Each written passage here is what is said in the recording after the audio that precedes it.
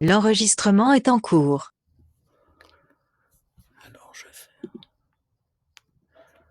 voilà, on va commencer pour cette 4e causerie sur l'histoire des gens de Marveille.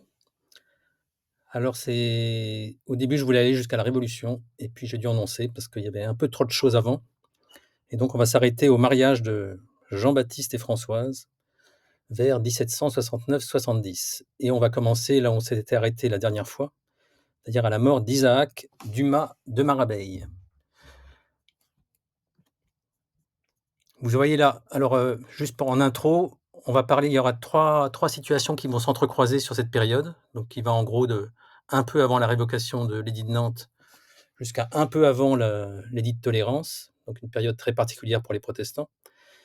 Il y a trois situations qui vont se croiser, qui sont la situation protestante justement, puisque cette famille est protestante et va le rester, mais une branche de cette famille, les Casteras, vont faire des choix un petit peu différents qu'on va essayer de comprendre.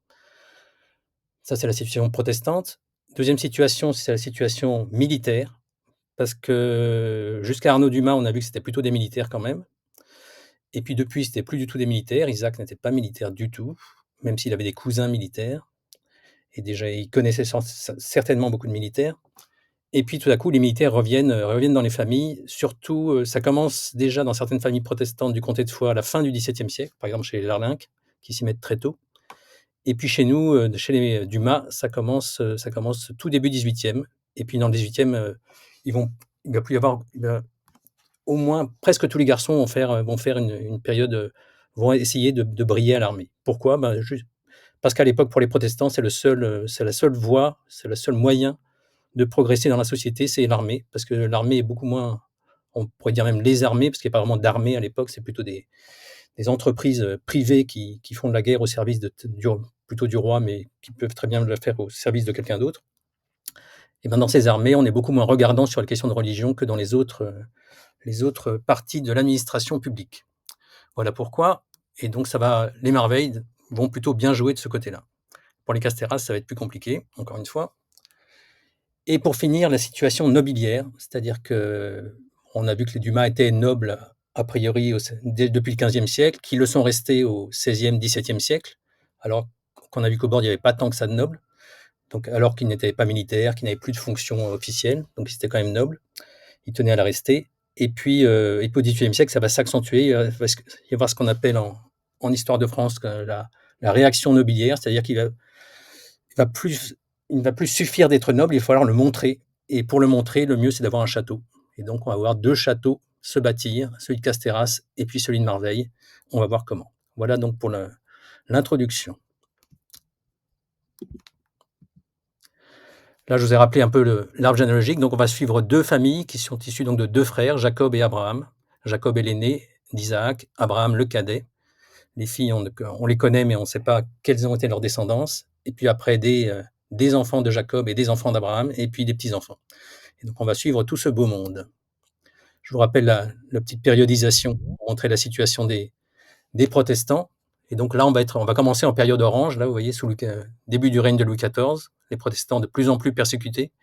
1685, eh ben, ils sont carrément interdits jusqu'en 1761 à peu près, 62, où il s'instaure une tolérance de fait. Mais entre les deux, il y a quand même une période très, très, très difficile dont on va voir. Je l'ai un peu résumé ici grâce à ce livre que vous voyez là à droite, qui s'appelle Les protestants du Mas d'Asile, qui a été écrit par Alice Wims, que notre grand-père Étienne de Saint-Blanca et Maffus ont bien connu, ont bien souvent reçu à Marveille, et qui a fait sa thèse sur donc la situation des protestants au Mas d'Asile entre XVIIe et XVIIIe siècle, et surtout au XVIIIe siècle, pendant la Révocation. Et donc, grâce à ce livre, on peut suivre très finement une périodisation, c'est-à-dire qu'en fait, l'État central, Louis XIV, tout ça, il voudrait bien interdire vraiment les protestants et les forcer vraiment à être catholiques, mais il n'a pas tout à fait les moyens. C'est-à-dire que, on voit là, je vous ai mis, alors c'est vraiment ce qui se passe au niveau du comté de Foix, ça peut être différent dans d'autres provinces, mais en tout cas au niveau du comté de Foix, il y a, et dans toutes les zones, mais d'une façon un peu différente, une alternance de phase dure et de phase douce.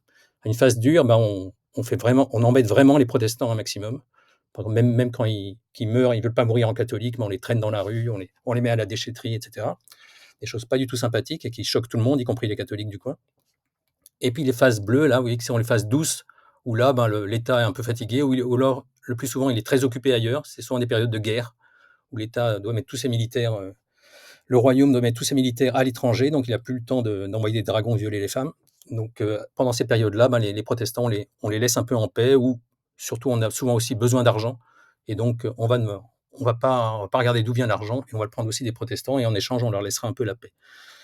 On voit que les phases, là je ne vais pas vous les détailler là, hein, vous le verrez dans la présentation, mais que les phases dures sont souvent assez courtes en fait, elles durent de 3 à 6 ans à peu près, parce que c'est quand même dur de continuer longtemps une phase dure, ça demande beaucoup, beaucoup d'efforts de la part des autorités, et puis les autorités, c'est juste des gens qui peuvent en avoir assez d'embêter les autres. Et puis les phases douces, c'est souvent un peu plus long. Donc les phases durent 3 à 6 ans, et phase douce, c'est plus généralement de 6, 7 à 10, 11, 12 ans. Donc ça dure un peu plus longtemps. Donc on a le temps de souffler un peu plus longtemps qu'on a le temps de souffrir. Voilà donc pour les phases.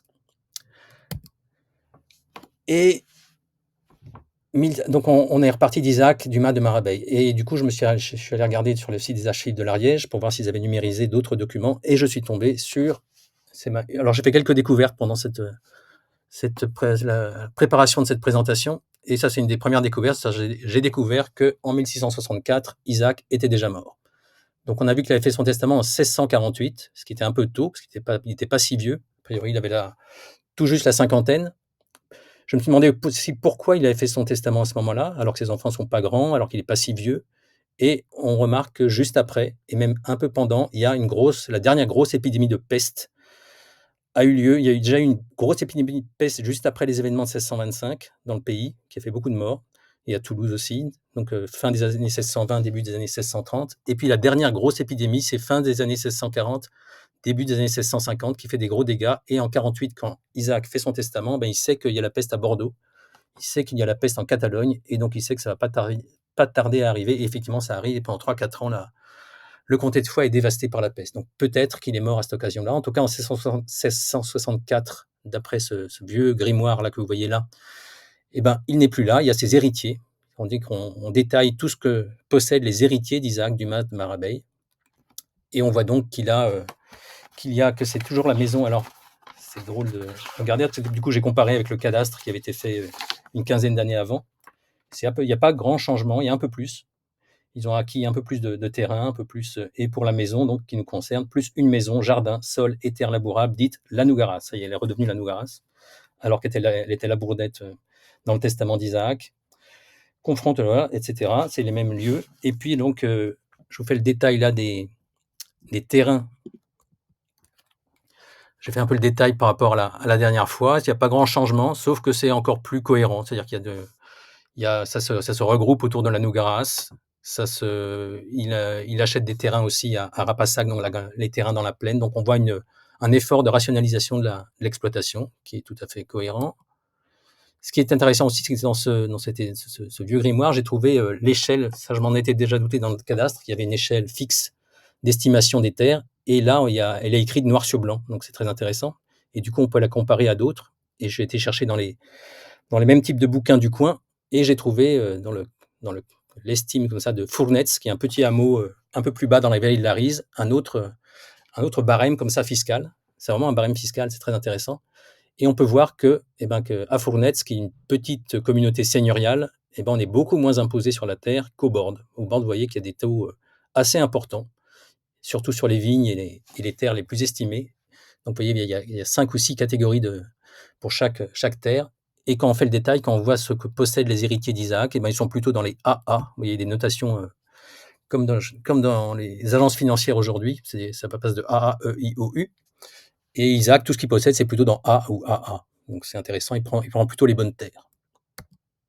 Alors, la nouveauté, ce qui se passe avec les enfants d'Isaac, surtout Jacob et Abraham. Les filles, j'ai dit, on ne sait pas grand-chose. En tout cas, Jacob et Abraham, on sait très bien avec qui ils se sont mariés. Et ce qui est intéressant, c'est que ceux dont on descend, donc ceux par Abraham, nous on descend d'Abraham et on ne descend pas de Jacob. Abraham, il se marie avec une fille de Saverdun qui s'appelle Marie Ribals. Son père est le pasteur de Saverdun. Alors lui-même n'est pas vraiment de Saverdun, il vient un peu d'ailleurs. En tout cas, il s'est fixé à Saverdun comme pasteur de Saverdun.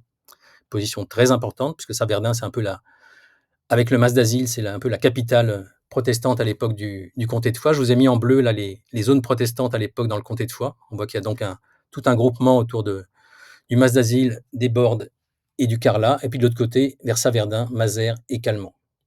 Donc c'est vraiment 2 groupements et là, tout à coup, on voit que les Marveilles sortent un peu de leur petit, sortent des bords et un premier mariage à l'extérieur, donc à Saverdun avec Marie Rivals. Rivals, c'est important, donc c'est ce pasteur, qui s'appelle Laurent Rivals, qui est assez connu par ailleurs parce que il a été un peu le mentor de Pierre Bayle.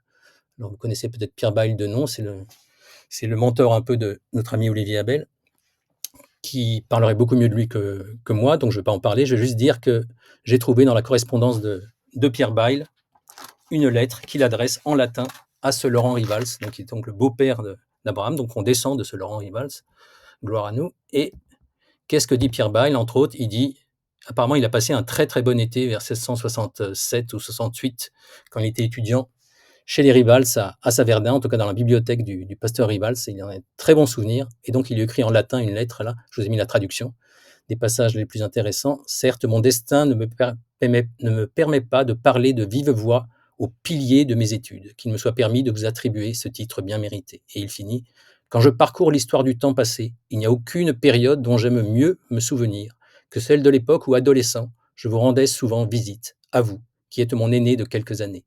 À cette époque, je jouissais de manière si avide de nos conversations, comme si je devinais qu'un jour, il n'y aurait plus d'occasion de m'entretenir avec vous, ce qui s'est réalisé lorsque ce temps était fini. Oui, parce que Pierre Bayle, là, actuellement, il est à Paris, il est caché un peu à Paris, il est en clandestin, parce vous savez qu'il s'est converti au catholicisme, puis reconverti au protestantisme, ce qui est absolument interdit en France. Et donc, il se cache dans le nord de la France, et il sait très bien qu'il ne va plus jamais il va plus jamais revenir dans son pays. Mais il a un frère qui s'appelle Jacob Bayle et un père qui s'appelle Jean Bayle et qui sont pasteurs au Carlat, donc tout près des Bordes. Forcément, les Dumas les connaissaient bien. Et sur Internet aussi, je suis tombé sur un registre du consistoire du Carlat en 1672. Il est juste pour cette année-là, mais semaine après semaine, on voit de quoi parlait le conseil presbytéral, qui s'appelait le consistoire à l'époque, du Carlat. Et c'est très intéressant parce qu'on voit vraiment la vie quotidienne d'une communauté protestante qui devait vraiment tout à fait ressembler à celle des Bordes où étaient les Dumas. Donc, de quoi on parle? On parle de choses tout à fait communes, tout à fait courantes, comme une promesse de mariage. Apparemment, il y a une fille qui a promis le mariage à un garçon. Le garçon y a vraiment cru, mais la fille y croit plus tant que ça, parce qu'apparemment ses frères et sa famille sont pas fanas, et donc le consistoire doit essayer de régler cette situation. Il y a beaucoup de querelles entre les gens, que les pasteurs et les anciens sont chargés de régler. Vous lirez tout ça sur la présentation.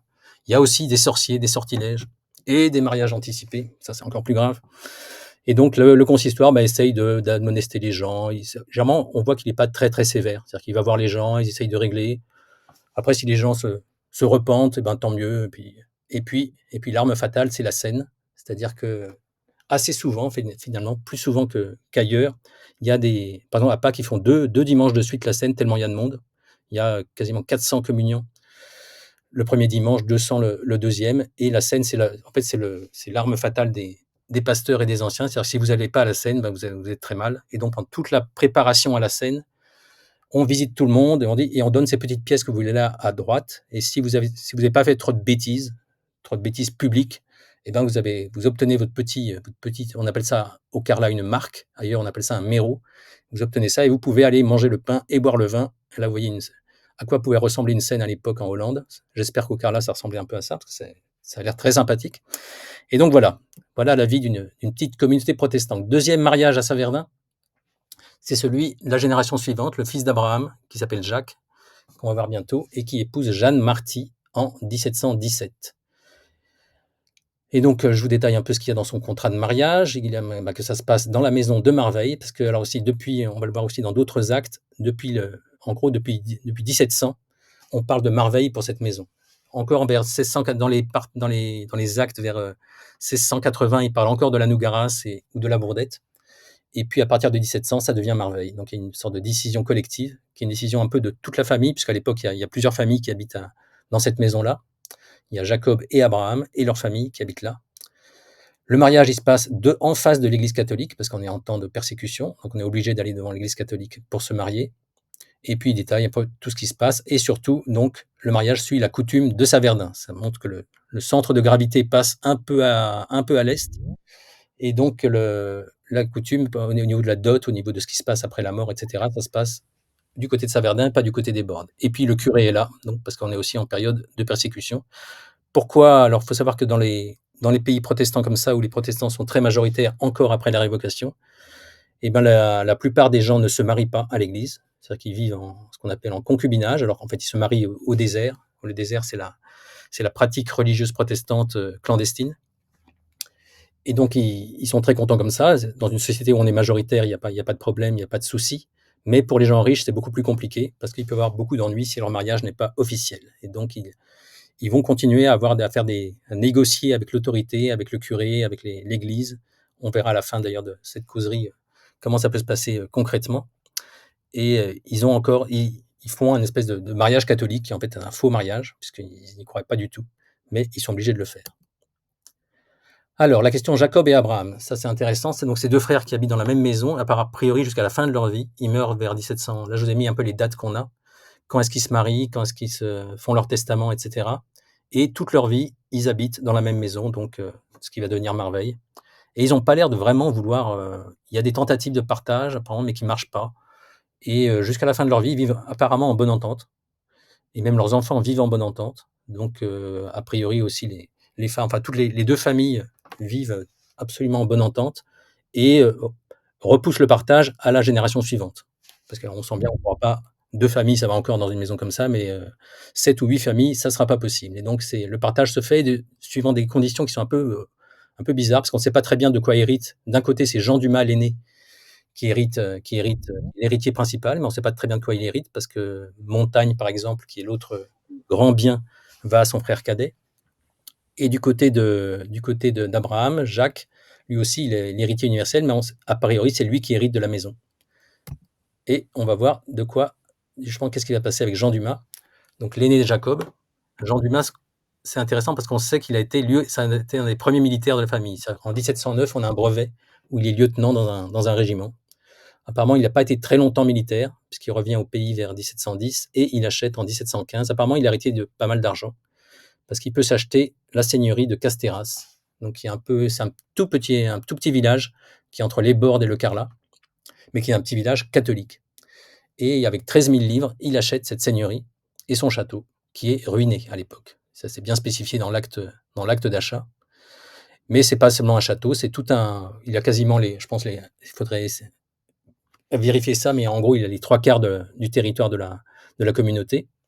Et puis une seigneurie, donc il a les droits de haute, basse et moyenne justice. C'est-à-dire qu'il peut, s'il y a un crime qui se commet à Casteras, on ne sait jamais, tous les 200-300 ans, il doit bien y avoir un crime, et ben c'est lui qui normalement doit juger. Généralement ces justices seigneuriales ne jugent pas les vrais crimes, elles jugent tous les petits larcins, les petites choses qui sont faciles à régler entre voisins, mais elles ne jugent pas ces choses-là.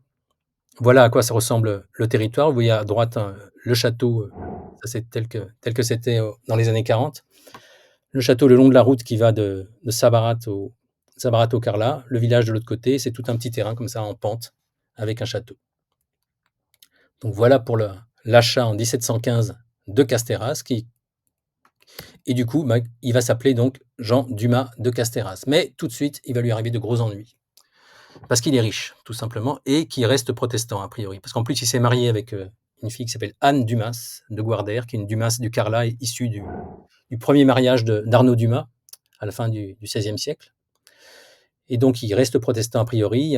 J'ai copié quelque part qu'il est mort en protestant, c'est-à-dire qu'il a refusé l'extrême onction catholique, ce qui est le signe obligé de protestantisme. Mais qu'est-ce qu'on voit dans les papiers Casteras? C'est à partir de 1731 jusqu'en 1736, on voit qu'il y a toute une affaire avec sa fille qui s'appelle Anne, qui a priori est sa deuxième fille, et qui est religieuse au couvent des Salinques. Alors ça paraît tout à fait bizarre qu'un protestant envoie sa fille au couvent, le couvent des Salinques, donc c'est l'abbaye qu'on a vu qui est tout près des Bordes, mais qui, au moment des guerres de religion, s'est réfugiée, surtout au XVIIe siècle en fait, s'est réfugiée à Toulouse.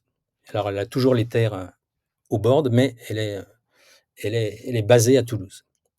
Et donc la sœur Anne de Casteras, alors ce qui est très intéressant, c'est qu'on a conservé un échange de lettres entre Jean Dumas. Alors on n'a pas les lettres de Jean Dumas de Casteras, ça serait très intéressant, mais peut-être qu'on les trouverait si on allait regarder aux archives du monastère des Salinques, qui sont à Toulouse.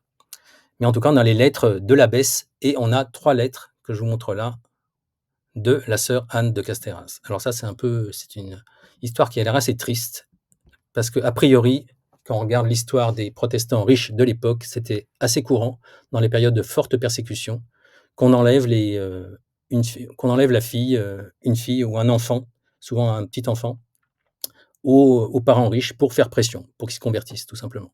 Alors ça marchait ou ça marchait pas. Là, ça a plus ou moins bien marché parce a priori Jean Dumas de Casterras, surtout il est mort en 1737, donc très vite après cette affaire.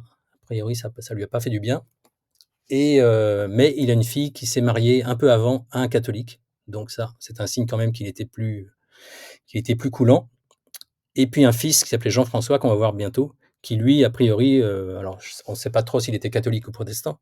En tout cas, a priori, il était surtout rien du tout, parce qu'il était militaire et il n'y a pas de signe vraiment de choix religieux de sa part. En tout cas, la sœur Anne de Casterras, je voulais juste lire une lettre ou deux, parce que c'est assez touchant, parce qu'en fait, on voit bien que son père est un peu forcé parce qu'il ne veut pas payer. C'est-à-dire que l'abbesse un peu le rançonne, lui demande tout le temps de l'argent, lui envoie des demandes de bois, de toutes sortes de choses qu'elle lui demande. Et puis lui, il fait vraiment le mort. Par exemple, une lettre de sa fille en 23 octobre 1733. Monsieur mon très honoré père, je profite avec bien du plaisir de cette commodité pour vous assurer de mon profond respect et en même temps me renouveler dans votre bon souvenir qui m'est fort cher. Vous m'aviez dit que vous m'enverriez les draps et serviettes, chandelles et l'argent que vous savez que je dois. J'ai bien des peines de ne pouvoir pas payer un argent dont on s'est privé et l'on en a besoin. Je n'ai pas un sol pour me faire blanchir. Je ne puis pas travailler pour en gagner. Ainsi, je vous en prie, envoyez-moi ce que je vous demande. C'est une chose absolument nécessaire. Je suis obligé d'emprunter des draps pour changer. Si je n'avais pas une amie comme celle que j'ai, je ne sais ce que je deviendrais. Et enfin, je me rends importune. Je vous prie de m'accorder la grâce que je vous demande, comme celle de me croire, avec un très profond respect, monsieur mon très honoré père, votre très humble et très obéissante servante, sœur de Casterras. Donc ça, les trois lettres sont un peu sur le même ton, c'est-à-dire qu'elle a pas un sou. Elle a même pas, à un moment, l'abbesse dit qu'elle va pieds nus dans le monastère, y compris l'hiver. Donc ça doit être, c'est-à-dire qu'en fait, il y a une sorte de chantage sur le père, a priori, et les lettres de l'abbesse sont assez claires sur le chantage. Voilà, c'est pas très sympathique. Alors, par exemple, là, une autre lettre, je ne vais pas vous la lire, vous la lirez. Et puis l'abbesse qui fait comme si la volonté du père était sincère. Vous m'aviez fait espérer, monsieur, que vous m'envoyeriez la pension de la petite novice qui est échue depuis le 21 de décembre. Je vous prie, monsieur, de ne plus différer de me l'envoyer. J'en ai grand besoin. Aussi bien que votre pauvre fille, qui gémit de se voir si éloignée de son établissement, etc., etc. Donc elle détaille, elle dit qu'elle n'a pas de souliers, etc. Enfin, une sorte de chantage un peu pénible. Et puis, à partir de 1736, plus de traces de cette affaire. 1737, Jean Dumas de Casterras meurt. Il reste sa femme, Anne Dumas. Et puis, on ne sait plus pourquoi ces lettres ont été conservées. Ce qui est intéressant, c'est que les lettres ont été conservées. A priori, elles ont été conservées par son frère parce que ça avait dû lui passer en travers de la gorge. Donc, il a gardé les lettres.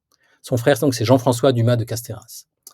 Alors là, c'est pas lui que je mets en portrait, c'est son chef à la fin de sa carrière qui s'appelle le maréchal de Lovendal, qui est une sorte d'entrepreneur de guerre alors, incroyable, qui est né, il est issu d'un bâtard du roi de Danemark. Après, il a combattu à peu près pour tout le monde en Europe, assez très très jeune, et puis peu à peu, il s'est constitué une sorte de régiment qui vendait aux plus offrants. Il a combattu pour le tsar, il a combattu pour les Polonais, contre les Suédois, contre les Turcs, pour les Russes, etc. Pour l'empereur, en Italie, il a été un peu partout. Et puis il finit vers 1740, il se met au service de la France, parce que ça doit être eux qui payent le mieux.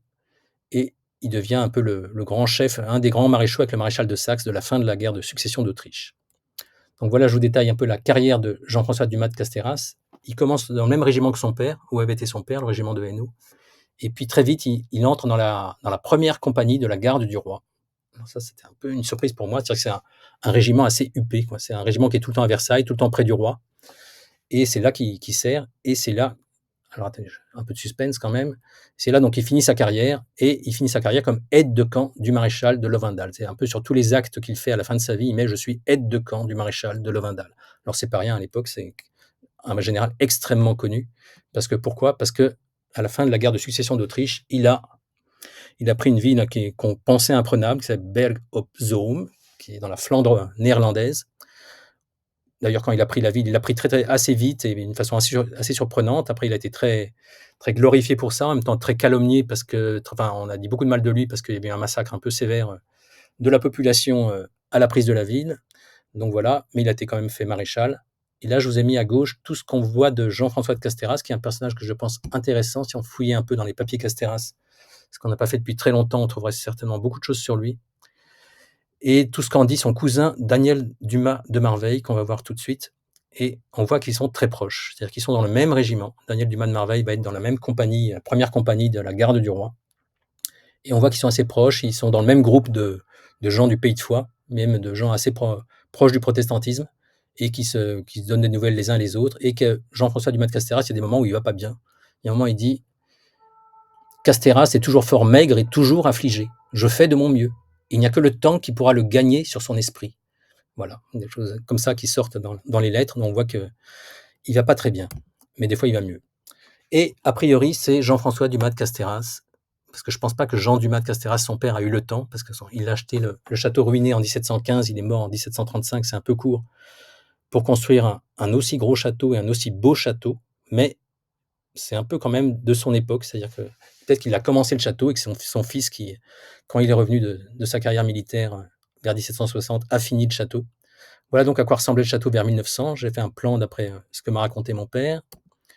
Donc là, vous pouvez pleurer toutes les larmes de votre corps parce que ce château a totalement disparu. Il a été rasé vers 1980.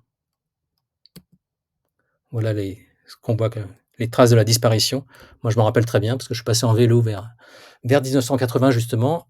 Je passais souvent en vélo pour aller au Carlat et je passais devant. À l'époque, toutes les fenêtres avaient été enlevées. Il n'y avait plus que des trous à la place des fenêtres parce que ça avait été vendu à un marchand de pierre. Et puis un jour, je suis passé, puis je me dis: «Mais où est Castéras?» Je suis revenu sur mes pas et il n'y avait plus de Castéras, il n'y a plus qu'un tas de pierres. Voilà. Pendant ce temps, les protestants vivent au désert, ils font des assemblées, donc c'est très agité, hein, faut savoir au bord et cetera, parce qu'il y a donc une forte les protestants restent majoritaires dans leur zone et donc ils font souvent des assemblées que là, j'ai fait une petite description par, Laurent de La Baumelle, le fameux La Baumelle qu'on verra plus en détail la prochaine fois, qui lui, habitait en comté de Foix un certain temps après l'affaire Calas et un peu avant et donc il raconte comment se passe une assemblée et les assemblées, c'était vraiment quelque chose comme un concert de rock parce qu'il y avait, il pouvait y avoir 10 000 personnes en pleine nature, qui chantait, qui se relayait la parole du petit pasteur tout au fond sur sa chaise, sur sa tribune portable et cetera. Voilà, je passe vite parce qu'on est très en retard et alors donc j'ai parlé de Daniel de Marveil. Daniel de Marveil, c'est le fils aîné de Jacques et donc de Jeanne Marty de Saverdun et bah, c'est lui le premier, en tout cas Marveil, qui va aux armées. C'est-à-dire qu'il a dû suivre, l'exemple de son cousin Castéras parce qu'en plus, il va dans exactement la même compagnie, la même première compagnie de la garde du roi. Il y va et il fréquente donc la Castéras et surtout, on a gardé une bonne quinzaine de lettres qui sont extrêmement intéressantes parce que Daniel, alors là, il y va franco. Ça, c'est pas la guerre côté glamour, c'est la guerre côté j'ai pas un sou et je m'emmerde. Donc, et j'ai pas de cheval, mon cheval est malade, tout, il n'y a rien qui va, mais envoyez-moi donc de l'argent. Donc voilà, l'essentiel de ces lettres, c'est un peu ça. Il y a d'autres choses aussi. Il parle quand même des nouvelles, etc. Il fait quelques salutations aux gens qu'il connaît, mais quand même, l'essentiel des nouvelles, c'est pour dire qu'il n'a pas d'argent. Alors là, par exemple, en 1740, vous serez sans doute surpris, il écrit souvent à son père, la plupart du temps. À son père, c'est pour demander de l'argent. Vous serez sans doute surpris d'apprendre que je suis du voyage de Compiègne, parce que le roi va à Compiègne. Je ne sais par quel sort. J'ai demandé à monsieur de Jumillac que j'avais fait le voyage l'année passée. Il m'a répondu que c'était si peu de choses, qu'un voyage de 6 semaines, que ce n'était pas la peine de se faire tirer l'oreille. Après bien d'autres propos, il a fallu obéir. Je ne sais pas s'il me regarde comme un homme riche.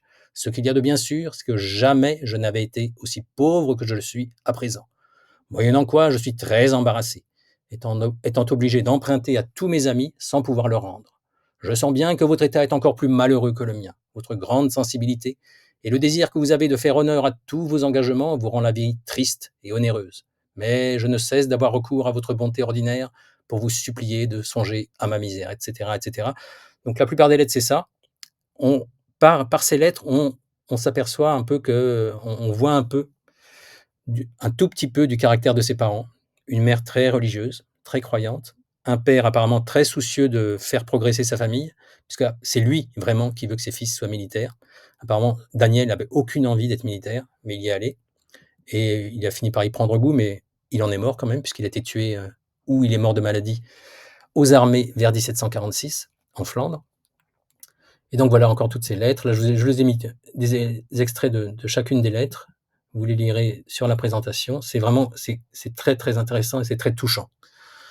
Voilà pour Daniel. Daniel donc, il meurt dans les années 1746 mais il a le temps, parce qu'il est quand même assez malin. Son père, à un moment, donc il a un cadet qui s'appelle Jean-Baptiste, qui a 6, je crois 6, 8, un peu 8 ans de moins que lui, à peu près. Et donc son père aussitôt veut lui aussi l'envoyer aux armées, mais il n'a pas forcément l'argent pour ça. Et donc Daniel lui dégote une place dans un autre régiment, un peu moins coté, mais où c'est moins cher. Et donc Jean-Baptiste va atterrir au régiment de Vintimille. Je vous ai mis là les dates des carrières des deux, pour voir qu'ils progressent un peu tous chacun dans son régiment. Daniel donc jusqu'à sa mort vers 46, et puis Jean-Baptiste dans son régiment où il arrive en 43, à une place gratuite, et puis il finit en 63-68 au moment de la guerre de 7 ans. Alors, il y a quelques lettres d'ailleurs dans sa première année qui sont drôles, parce qu'on voit que son caractère est assez, a l'air en tout cas, d'après ses lettres, assez différent de celui de son frère Daniel, parce que lui, il voit tout alors que son frère voit plutôt tout en noir, il a peut-être raison, hein, mais lui, il voit plutôt tout en rose. Alors c'est sa première année, c'est un peu normal, mais en tout cas, il est très bien accueilli. Son frère lui a vraiment préparé une bonne place, parce que son frère Daniel, apparemment, est très copain avec pas mal de gens, et donc il s'est fait ami de ce colonel qui s'appelle le comte de Vintimille, et qui prépare une bonne place très chaude, très, très, très, très pratique pour Jean-Baptiste. Et donc Jean-Baptiste va être très, très bien reçu. Il y a une lettre très intéressante vers 49, après la mort de Daniel, de sa sœur Marguerite Margouton et sa mère, donc Jeanne Marty, qui lui écrivent. Et c'est très intéressant parce qu'elles écrivent. On voit qu'à l'époque, les femmes n'ont pas encore le niveau de culture écrite. Daniel, les premières lettres, il écrit assez mal, et puis très vite, on voit qu'il lit beaucoup et il écrit de mieux en mieux. C'est-à-dire qu'à la fin, les dernières lettres, c'est quasiment il écrit mieux que Voltaire, quoi. C'est du très, très bon français. Donc on voit qu'il a profité à ce niveau-là de l'armée, de s'ennuyer à l'armée pour lire des livres. Par contre, les filles qui sont dans le comté de Foix, elles n'ont pas encore cet avantage. Je pense qu'elles ne peuvent pas encore s'acheter beaucoup de livres. Et donc Margouton, elle a vraiment une orthographe à couper au couteau. Mais quand même, on voit qu'elle entend du français, parce que c'est plutôt bien, bien tourné. Et elle dit, alors les deux, et la mère et la fille et la mère disent que la situation est triste. Ça, c'est tel quel ce que dit Margouton. Et sa mère dit, notre état est bien triste. Alors, c'est à peu près 2-3 ans après la mort de Daniel, donc on peut penser que c'est lié à ça, mais c'est aussi surtout lié, si on regarde la périodisation du début, à une période très très dure dans la vallée de la Rise pour les protestants, où c'est vraiment ça barde. Le gouverneur envoie des montagnards pour embêter les protestants. Enfin, il y a des choses assez, assez dures qui se passent, des conflits entre les protestants sur la bonne attitude à avoir, etc. Donc ça se passe mal. Voilà, il faut toujours regarder ça quand on voit une lettre, et aussi se dire que les lettres qu'on a, c'est des lettres qui, à l'époque, c'est des lettres qui passaient par des canaux officiels. Elles étaient envoyées à l'armée, donc elles étaient forcément lues par d'autres gens. Et donc, on fait très attention à ce qu'on dit. On ne va pas parler du protestantisme du tout. On parle de Dieu, etc., mais sans précision. Voilà, donc Jean-Baptiste, il finit sa carrière militaire pendant la guerre de 7 ans. La guerre de 7 ans, vous savez, c'est la guerre qu'il y a dans Barry Lyndon, avec la fameuse scène où les Anglais se font dégommer par des Français au fur et à mesure, en avançant. Scène tout à fait réaliste. Et donc, on a une première lettre de Jean-Baptiste à la guerre de 7 ans en 60, où il est en Allemagne, sous les ordres du maréchal de Broglie. Et là, il a participé à une bataille, à une victoire, donc ça se passe plutôt bien. Il est tout content. Et puis, ça va se passer beaucoup plus mal l'année suivante, le 15 août 1761. Alors ça, on l'a découvert parce que c'est grâce à Internet. Une fois, je tapais Dumas de Merveille sur Internet et je suis tombé sur ce truc-là. Alors, c'est pas exactement ce truc-là, c'était une transcription de ce truc-là, un mémoire d'un chirurgien qui est tombé sur Monsieur de Marveille, sur un champ de bataille en Allemagne, et puis qui a dû le soigner et qui l'a un peu sauvé parce qu'il avait un gros problème. Il avait reçu un gros coup de sabre entre l'oreille et la louche, qui ne devait pas lui faire du bien. On a réparé ça à peu près, mais ça saignait pas mal, et surtout après, ça fuyait. Il y avait un truc qui ne se réparait pas. Et donc le chirurgien, s'est détaillé là dans les extraits, est très content parce qu'il a trouvé un système pour boucher ce trou. Il a trouvé un espèce de bandage avec une sorte de tenaille qui a massé ça, et alors peut-être pas forcément avec les outils qui sont marqués sur la gravure, mais en tout cas, il a résolu le problème, et du coup, il en a fait un petit rapport qui est donc resté, et grâce à ça, on sait que Jean-Baptiste s'est fait sabrer le 15 août 1761. J'ai regardé 15 août 1761, qu'est-ce qui se passe dans ce coin-là?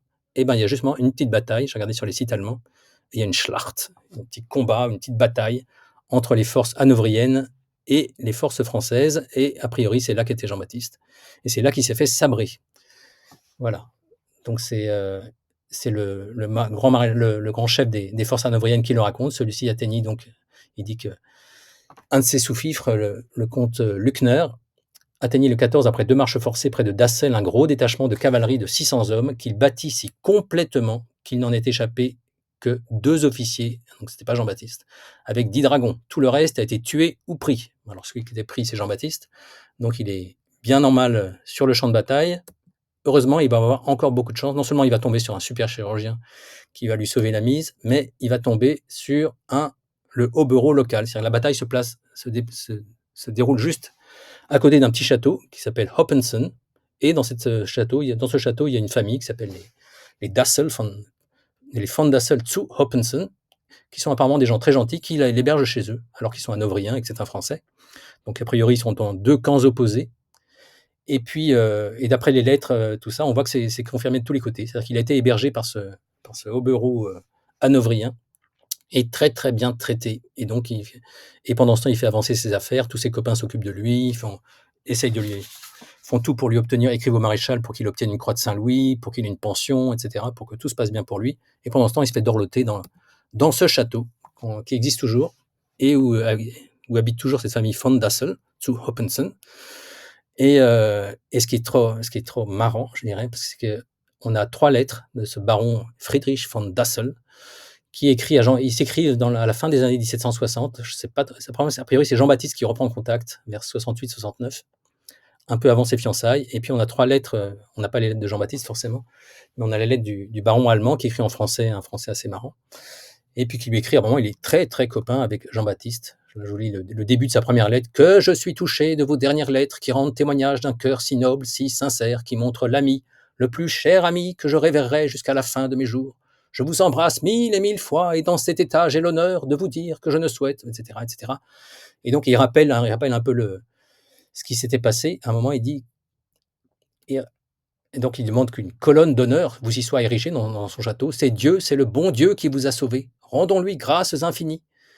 Et voilà, etc. Et en plus, après, ils parlent de leur mariage respectif, parce que après, le baron von Dassel veut absolument que Jean-Baptiste soit le parrain de son prochain fils. Et à cette occasion, d'ailleurs, il demande à Jean-Baptiste, mais au fait, quel est votre prénom? Parce que je pense qu'il a passé une bonne année dans ce petit château là, Douillet, mais ils n'ont pas eu l'occasion d'échanger leurs prénoms, parce qu'à l'époque, les prénoms, ça se disait pas. Et donc, il s'appelait Marveille. C'est les années aussi où meurent les parents de Jean-Baptiste. Donc d'abord Jacques, en 1758, il y a un petit papier qui reste dans les papiers Marveille où il y a écrit « À vous, messieurs les consuls de la ville des Bordes, supplie humblement dame Jeanne de Marty, veuve de feu noble Jacques Dumas de Marveille, disant que son mari serait décédé ce aujourd'hui, 26 avril 1758, à 2 heures du matin, et attendu que la sépulture ecclésiastique ne lui est pas accordée, c'est-à-dire qu'il a refusé que le curé vienne le voir, ou lui a pas dit, à ces causes, il plaira de vos grâces permettre à la suppliante de faire inhumer le corps de son époux en la manière ordinaire et accoutumée en pareil cas, conformément aux arrêts de Sa Majesté. Alors en fait, ça c'est un non-dit, c'est-à-dire que à partir du moment où on meurt pas en catholique, on n'a pas le droit de se faire enterrer en terre catholique, et tous les cimetières à l'époque sont considérés comme terre catholique, y compris le cimetière des Bordes, et donc les protestants se font enterrer ailleurs, n'importe où ils veulent, et pour les Marveilles en tout cas, a priori, ça sera dans leur jardin, dans le jardin de la métairie de Marabeille, Marveille d'en haut, et c'est l'origine donc du cimetière familial que vous envoyez l'État en décembre dernier avec Lila en train d'arracher des ronces. Voilà, et donc alors a priori les tombes les plus anciennes c'est Jean-Baptiste et Françoise, mais a priori il y avait des tombes avant, mais qui ne sont pas restées. Je pense les parents de Jean-Baptiste en tout cas, et peut-être ses grands-parents, Abraham, parce que Abraham dans son testament il dit pas qu'il est, alors que génération d'avant on dit qu'on est encore enterré au cimetière Saint-Jacques-des-Bordes. Après, à partir d'Abraham, on dit au lieu où il conviendra, c'est-à-dire là où vous pourrez. Dernier, pour finir, donc le mariage de Jean-Baptiste et Françoise. Donc après avoir été blessé, rabiboché, etc. Je vous ai pas dit aussi que pendant, alors peut-être un petit peu avant ou pendant la bataille, Jean-Baptiste s'est fait voler 500 livres qu'il avait sur lui. Et donc ses copains essayent aussitôt de lui trouver ce montant-là pour qu'il survive.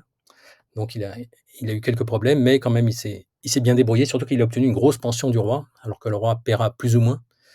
Et il lui a obtenu aussi un gouvernorat des îles de Chausey, qui sont des petites îles au large du Cotentin, rien à voir avec la vallée de la Rise, je pense qu'il n'y est jamais allé d'ailleurs. Mais en tout cas, ça permet d'avoir 700 livres par an, a priori, parce que le roi ne paye jamais ni à l'heure, ni vraiment. Donc c'est plus honorifique qu'autre chose, mais en tout cas, ça permet d'avoir un petit peu d'argent et d'avoir un petit peu de prestige.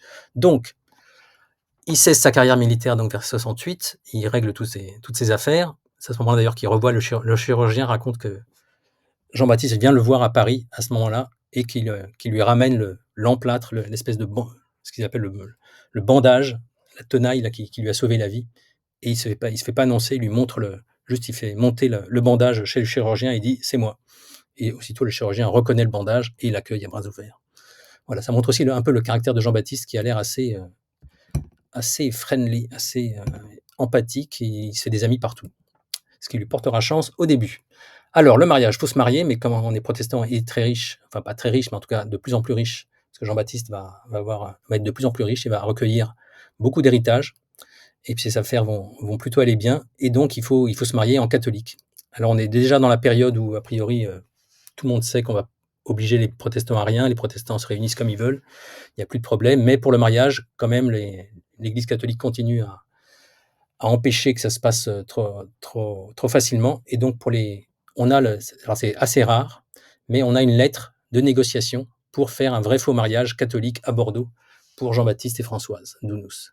Françoise Dounous, il faut savoir que elle est de Savarat et c'est la fille d'un mousquetaire qui était dans la même compagnie où était Jean-Baptiste. Donc ou pas où était Jean-Baptiste, mais où était Daniel et Jean-François de Castéras. Donc on voit que c'est vraiment un petit milieu qui habite tout près, qui se connaît très bien et qui va dans les mêmes régiments. Et donc, on a la lettre de négociation entre la belle-mère, Éléonore Gagnebé, la mère de Françoise Dounous, et un armateur bordelais, qu'on connaît par ailleurs, et qui dit voilà comment ça se passe pour avoir un curé complaisant qui va faire semblant que c'est un vrai mariage catholique, alors que c'est pas du tout un vrai mariage catholique, ben, ça coûte assez cher. C'est-à-dire qu'il dit que le prix, c'est en gros 1500 livres, et que c'est très cher, mais qu'on va essayer de trouver, négocier, etc. Donc il y a tout un mode d'emploi qui est le mode d'emploi de n'importe quelle négociation commerciale. Hein, pour acheter un appartement aussi, on va faire semblant qu'il y a un autre acheteur, qu'il y a un autre proposant, etc. pour faire baisser le prix, etc. Donc, ce mariage, a priori, ce faux mariage catholique, il se passe vers juin-juillet 69. On a un autre témoignage sur ce mariage qu'on a eu assez récemment grâce à Hubert Bost, qui travaille sur la correspondance La Baumelle, qu'il a édité. Et la femme de La Baumelle, qui s'appelle Rose Victoire Laveiss, proche des Calas, dans une de ses lettres, dit Monsieur Dounous nous fit l'amitié un de ces jours de nous communiquer le mariage de sa sœur avec Monsieur de Marveil. Leur mariage est couché sur le registre d'une paroisse. Le curé de la dite ne leur donnera le certificat que 6 mois après la date du registre. Ils ne se mettront ensemble qu'alors, et jusqu'à ce temps, on tiendra le mariage caché. Donc il y a du mystère. Et le mystère s'épaissit parce qu'il y a un truc bizarre, c'est qu'on a un baptême. Alors donc on a a priori un mariage catholique vers juin-juillet 69. On a a priori un baptême et une naissance du premier enfant qui s'appelle Paul Éléonore, en tout cas d'après l'extrait de baptême, en septembre 70. Donc tout ça, et on a vu que Madame la Baumelle dit que le mariage est proclamé que vers janvier donc 70. Et donc a priori, pour que si le mariage est proclamé, la naissance ne peut avoir lieu que 9 mois après, donc en septembre 70. Or, on se rend compte dans des lettres que l'enfant est né bien plus tôt. Par exemple, on a une lettre du baron de Fumel, qui est l'ancien colonel de Jean-Baptiste, à qui Jean-Baptiste, en mars 70, a priori donc en février, lui a annoncé qu'il a un fils. Je vous fais mon compliment de tout mon cœur sur l'heureuse arrivée d'un garçon. Je voudrais qu'il eût l'âge de porter un habit d'uniforme. Je vous offrirai avec grand plaisir celui du régiment d'Artois. Mon frère me charge de vous en dire autant pour lui. Sa femme est grosse de 3 mois et j'espère que ce sera aussi un petit guerrier qui nous arrivera. On voit que dès que le garçon naît, il a déjà sa place préparée et réservée dans un régiment à l'époque, dans ce milieu-là. Donc on voit qu'il y a 2 calendriers, un calendrier réel protestant, avec a priori un mariage avant même, parce que j'ai trouvé même une transcription qui montre que le fils Paul serait né en septembre 69. Donc ça suppose que le vrai mariage protestant au désert et la nuit de noces ait eu lieu, septembre 69, ça fait janvier, tout début 69. Et puis donc un faux mariage, donc proclamé en janvier 70. Voilà, donc on voit que c'est compliqué d'être riche protestant à l'époque. Pour finir donc, Jean-Baptiste et Françoise, on voit qu'ils ont de plus en plus d'argent, ils ont un mariage officiel, et donc a priori, comme les Castéras, ils veulent se construire un château. Et donc a priori, c'est vers cette époque-là, entre 70 et 80, que se construit la façade de Marveil. On avait vu il y a deux séances que la maison originelle, donc c'était la grande cuisine et le fond du grand salon. Et puis on a un premier plan qui est dans le petit salon de Marveil, où on voit que la maison se complique, qu'il y a donc une façade qui arrive. On a même un premier commun, et puis derrière, même derrière la maison forte du XVIe, XVIIe siècle, on a une espèce de bâtiment là qui déborde, qui doit être un bâtiment de ferme en fait, une sorte de hangar avec des étables, et cetera, qui déborde et qui sera supprimé, qui sera remplacé par le bout de la grande aile à la génération suivante. Voilà, et donc à quoi a priori ça ressemblera après les travaux de Paterno qu'on verra, j'espère, la prochaine fois. J'ai terminé. Je désenregistre. Magnifique. Merci, c'était super. Passionnant, ouais.